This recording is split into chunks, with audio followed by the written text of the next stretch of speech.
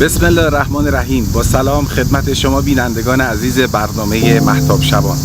امیدوارم هر کجایی که هستید شاد و سلامت و تندرست و پیروز باشید. اینجا شهر لاهیجان است.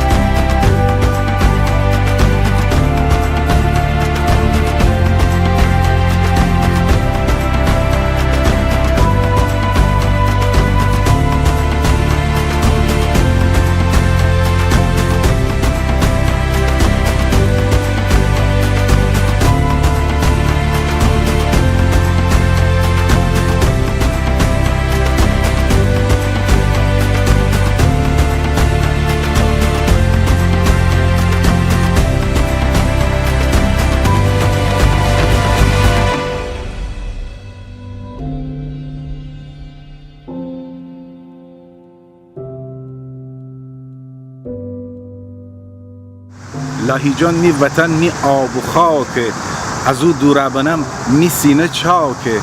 لاهیجان همیشه دوست دنم، لاهیجان دنم دنیا چه باک. تا فرصت دیگر از تک تک شما عزیزان خداحافظی کنم. شاد و سلامت و پاینده باشید. خدا نگهدار.